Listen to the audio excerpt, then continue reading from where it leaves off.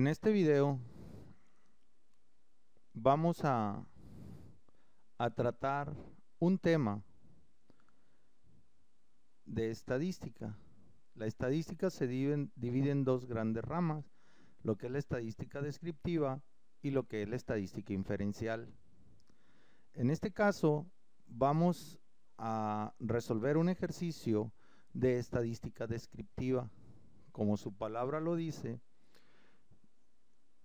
descriptiva se trata de describir una información mediante gráficos y tablas. Para eso vamos a resolver el ejercicio que se presenta a continuación. Nos muestran una serie de datos que representan el costo de la energía eléctrica durante el mes de enero del 2010 para una muestra aleatoria de 50 departamentos con 2 recámaras en la zona poniente de la ciudad de Guasave. Aquí tenemos los 50 datos. Es el costo en pesos de la energía eléctrica para ese tipo de departamentos.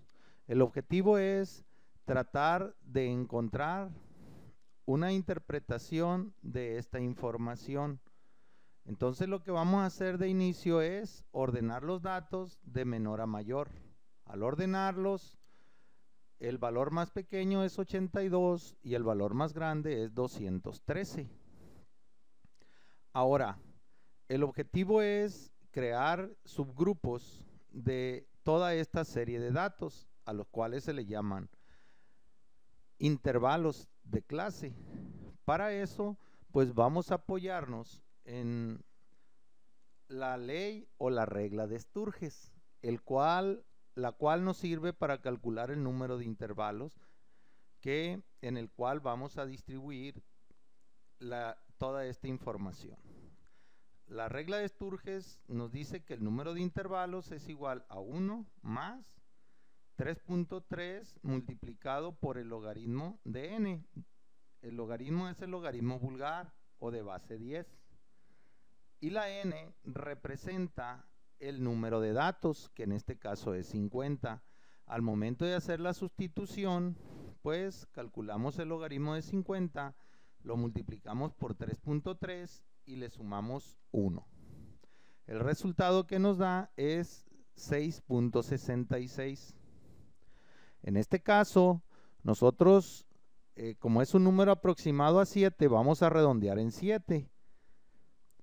Aquí se puede redondear al número próximo, ya sea, si tenemos 6.2, se puede redondear a 6. Pero algunos científicos, investigadores estadísticos, recomiendan que siempre se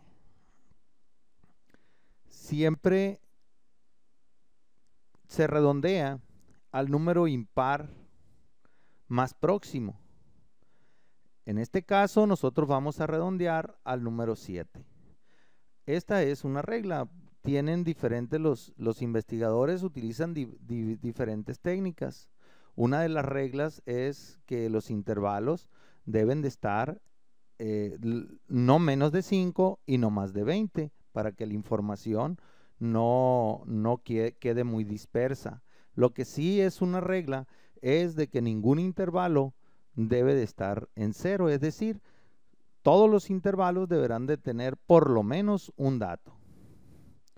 Ahora, vamos a construir 7 intervalos. Para eso tendremos que primero calcular el rango. El rango viene siendo el intervalo desde que existe entre el valor mayor y el valor menor. Y vamos a calcularlo. El dato mayor en este caso es 213 y el dato menor es 82. Por lo tanto, el rango nos va a dar 131. Pero estos son 131 espacios que hay entre el 82 y el 213. Pero para que los espacios queden completamente establecidos, se le tiene que agregar un espacio más que representa alguno de los dos extremos, ya sea el 82 o ya sea el 213.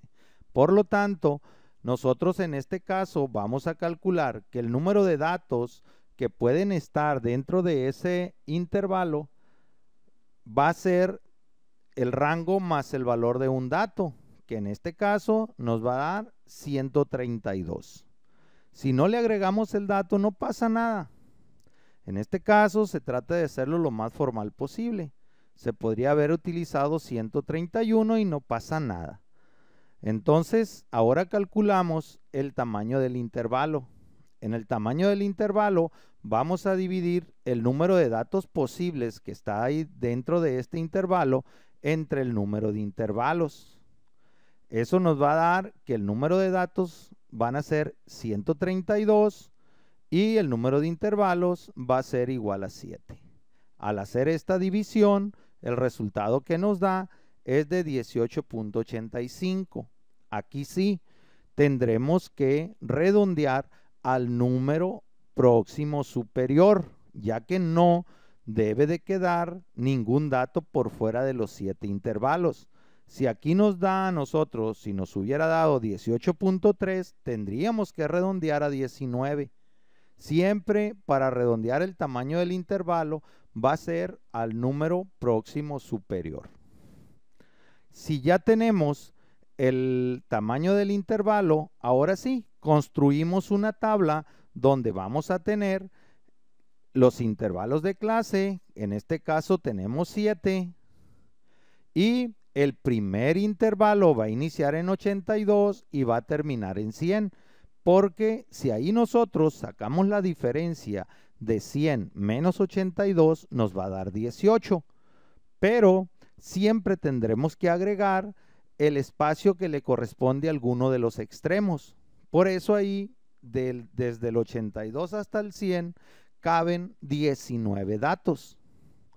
Con esa lógica vamos a construir el segundo intervalo de clase. El segundo intervalo de clase va a empezar en 101 y va a terminar en 119. Otra manera que se puede realizar los límites de cada uno de los intervalos siguientes es algo muy sencillo. Dentro del primer intervalo tenemos un límite inferior y un límite superior. Pues bien, al límite inferior solo se le suma el tamaño del intervalo.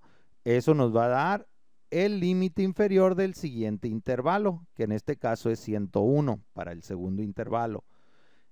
Y al límite superior del primer intervalo se le suma el tamaño del intervalo y nos tiene que dar el límite superior del segundo intervalo. Con esa lógica vamos a construir los límites tanto inferior como superior de los siguientes intervalos, quedándonos para el tercer intervalo, que va a quedar desde 120 hasta 138. El cuarto intervalo desde 139 a 157.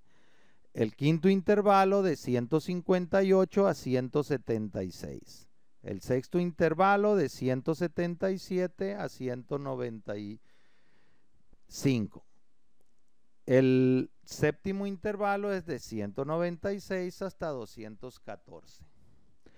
En estadística, como en muchas disciplinas, el objetivo es siempre buscar valores centrales.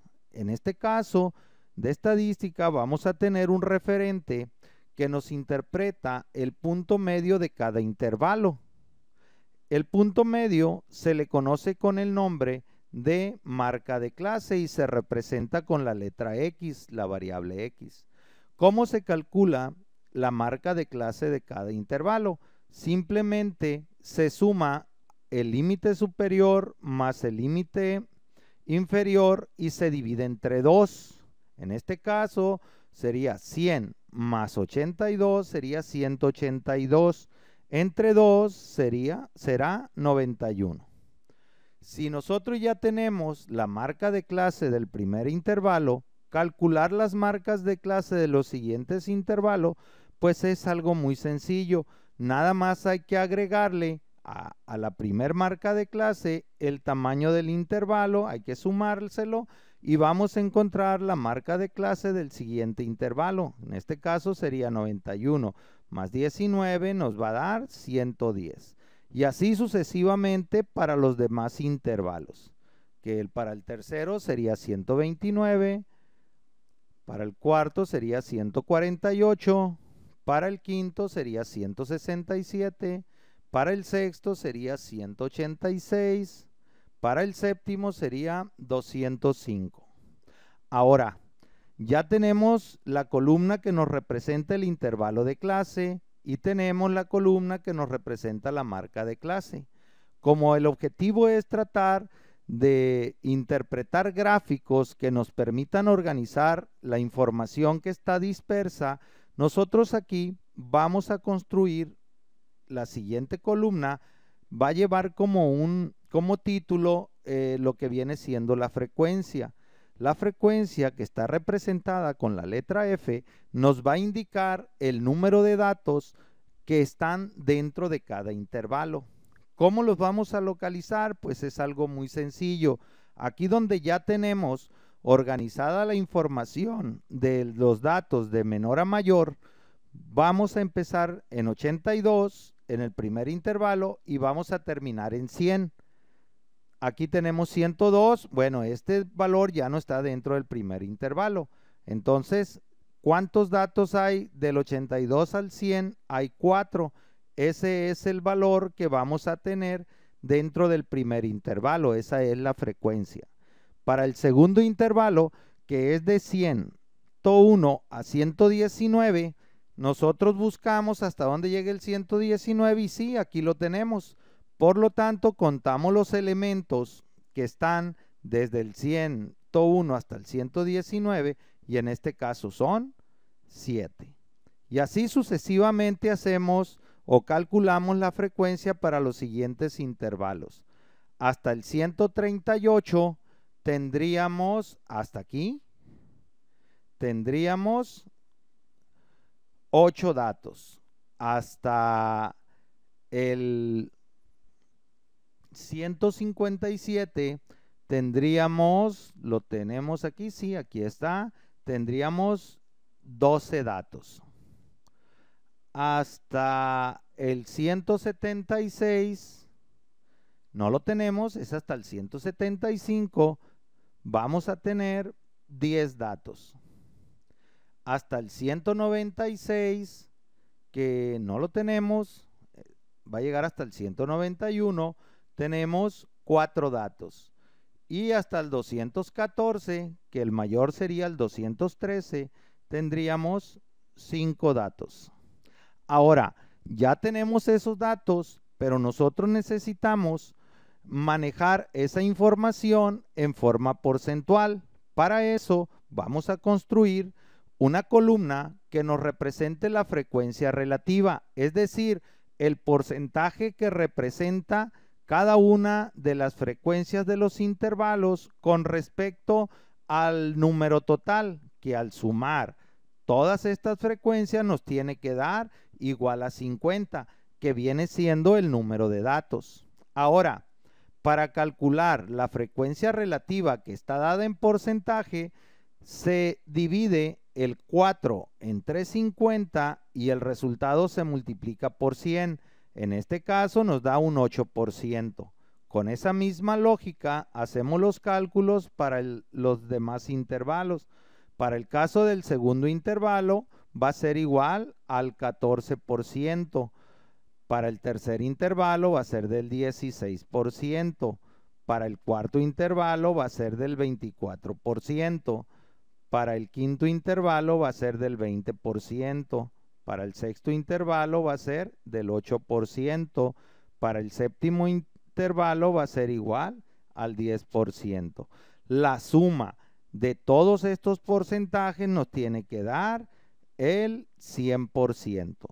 Ahí ya tenemos la frecuencia relativa, que más adelante cuando se vea la estadística inferencial, eso viene siendo la probabilidad.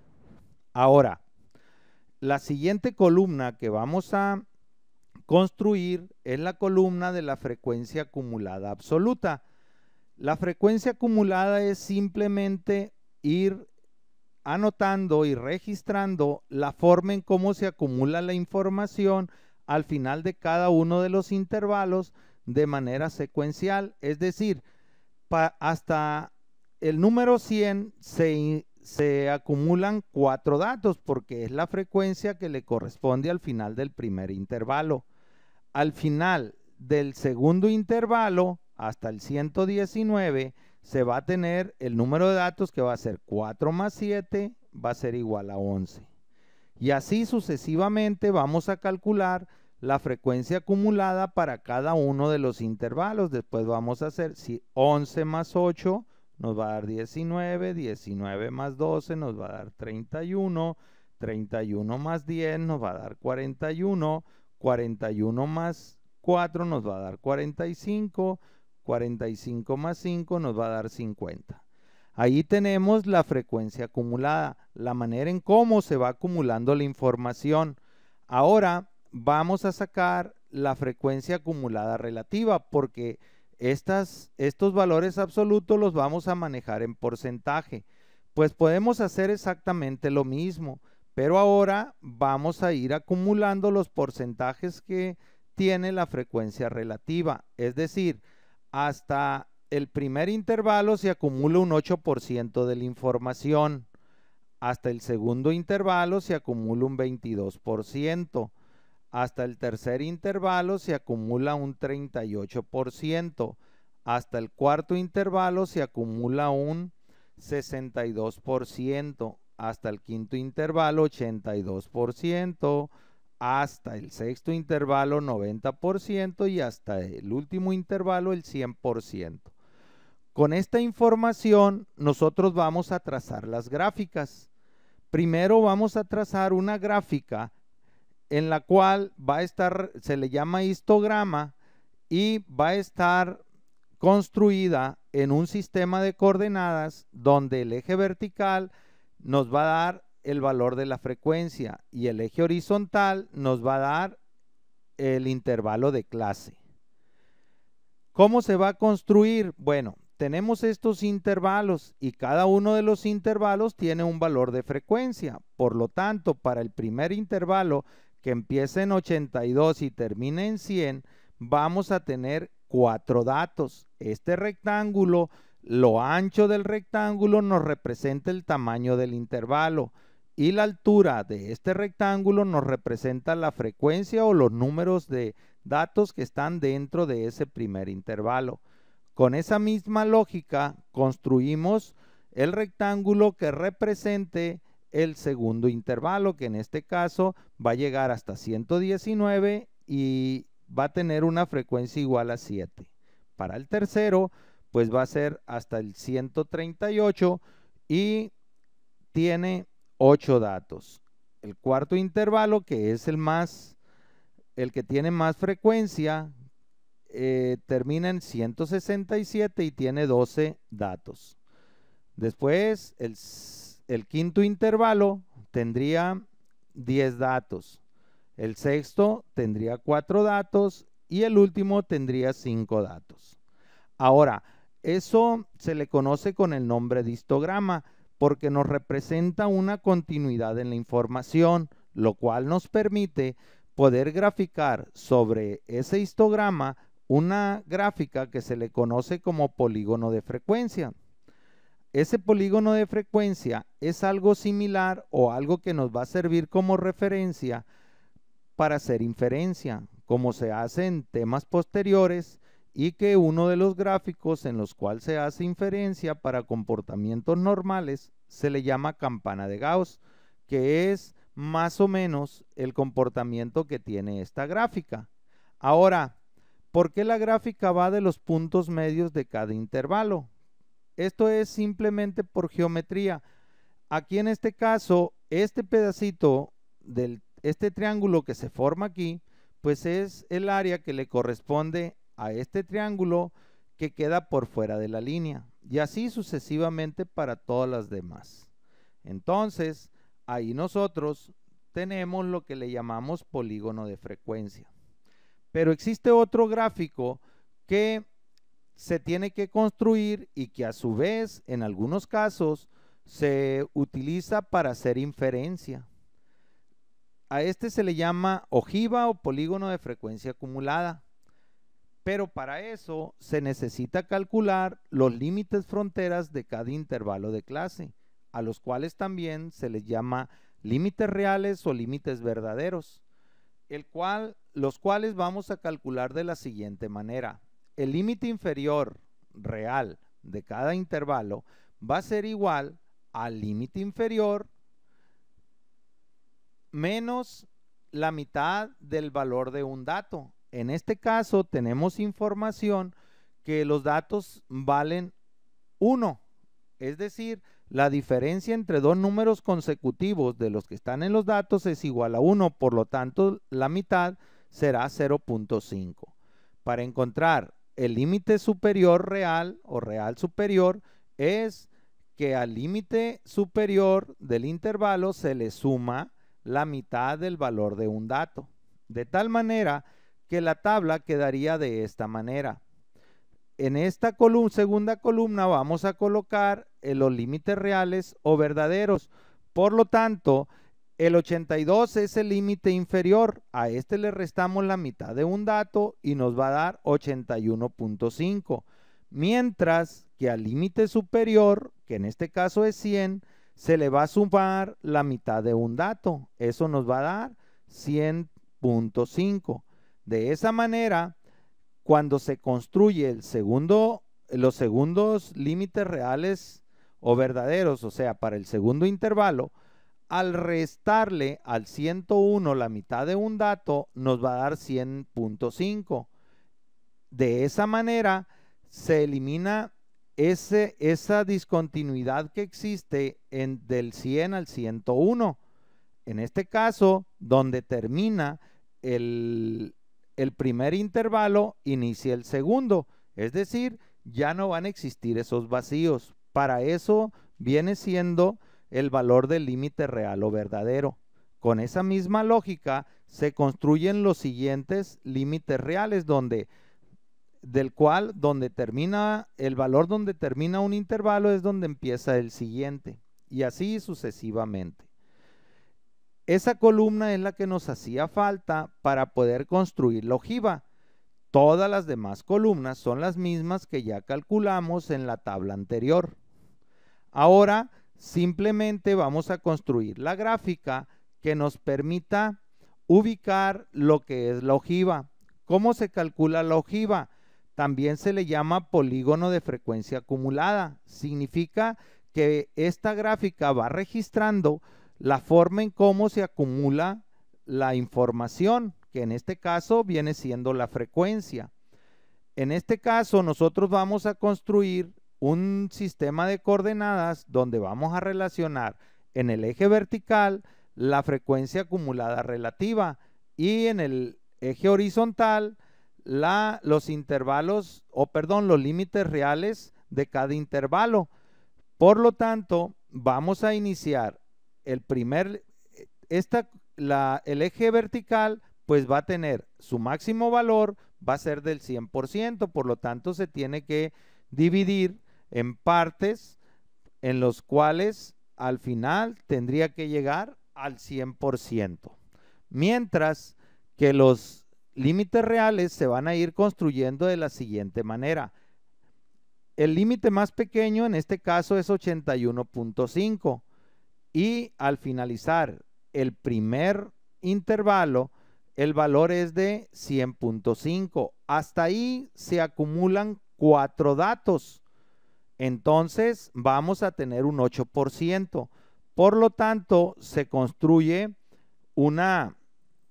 van construyendo todos los límites reales y ahora vamos a construir un punto en el cual debe de tener como referencia la acumulación hasta el primer intervalo, que en este caso es hasta 100.5 y se acumula el 8%.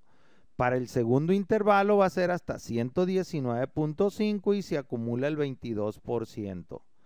Hasta el tercer intervalo, que es 138.5, se acumula el 38%. Y así sucesivamente vamos a ir construyendo cada uno de los puntos con los cuales vamos a hacer la gráfica llamada ojiva. Cuando ya tenemos los 7 puntos, iniciamos la gráfica desde cero, porque en el 81.5 no tenemos nada acumulado. Quiere decir que cuando se llega al final del primer intervalo se tiene que acumular 4 datos o el 8% de la información. Por lo tanto, vamos a tener esta línea. Hasta el segundo intervalo se acumula el 22% y así sucesivamente hasta llegar a el 100%. Esa es la construcción de la información mediante gráficos y tablas.